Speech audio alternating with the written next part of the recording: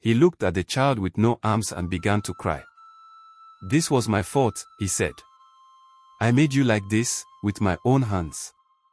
Obatala, the great the sculptor of mankind, fell on his knees. The other gods watched in silence. Even Olodumare said nothing. Because the truth had been buried for centuries. The first children with disabilities were made by the god himself. And that is why, till today, he fights for them. This is the story they've never told you. The story of Obatala's greatest mistake, and how it made him the protector of the oppressed. When Obatala was sent to shape the world, the heavens rejoiced. He was the chosen one. Wise. Calm. Pure. But on the journey, he stopped at a palm wine grove. He had never tasted anything like it. The sweetness. The warmth in his chest. The joy. One sip became 2, then 3. Before he knew it, the white-robed god of peace was drunk. He stumbled to the earth, clay in hand. His fingers were not steady. His eyes were not clear. But he began to mold. One child's legs were shorter than the other. Another had no arms. One was born without eyes. One could not speak. Obatala did not notice. He finished the task and passed out. When he woke up, his head was pounding. The world was quiet. The sky had darkened. He looked around and saw what he had made. The humans stood there, confused. Some could not stand at all. Some crawled. Some wailed without sound. Some just stared into space. And that was when he remembered. "The wine," he whispered. "I was drunk." And for the first time, a god wept. Ashamed and broken, Obatala returned to the heavenly court.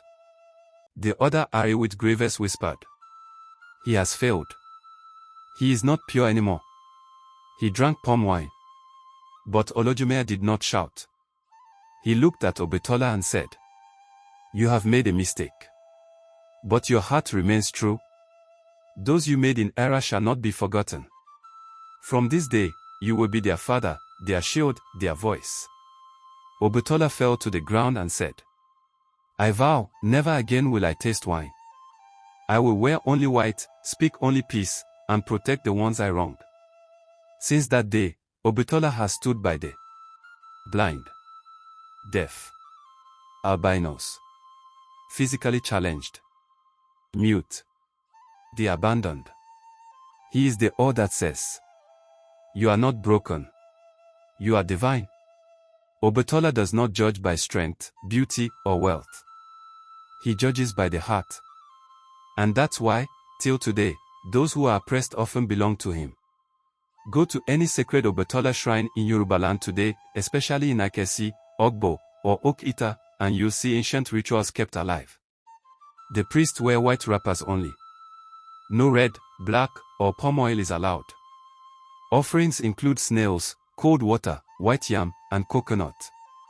The shrine is silent. No drumming. No shouting. People with disabilities are welcomed first. Given white beads, given front row seats. Because Obatala walks with them. Always. In a village near Ife, there was a boy born with skin as white as chalk. He could not see well in sunlight. Children mocked him. Teachers called him cursed. His mother took him to the church. They called it a spiritual attack. She took him to the mosque. They said she should keep praying. But the boy kept getting sick. One day, an old Babalawo saw him and said, "This child is not cursed. He is a child of Obatala. You have been forcing him to live outside his purpose." They took him to the shrine. For the first time in his life, he smiled. He began to dance.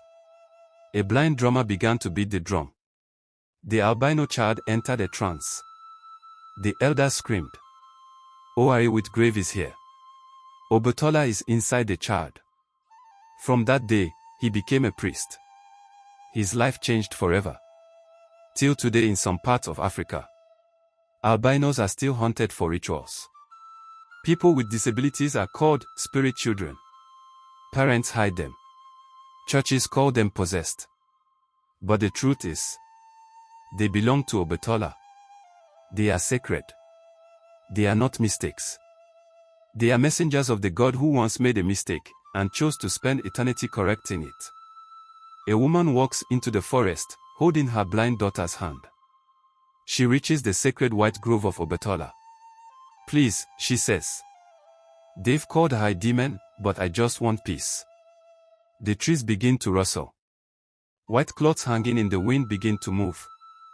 The child begins to smile. For the first time ever. A soft voice echoes from the trees. You brought her to me. Now, she is home. Obatala never needed fire to be powerful. He never needed thunder to be feared. He needed only truth, and that was enough. But what happened when his truth clashed with the rage of Ewit, the god of thunder? A storm came. And Obatala nearly gave up everything. That's the story in episode 3, and it will shock you. Tap subscribe, like, and share this story with someone the world has forgotten. Because Obatala never will.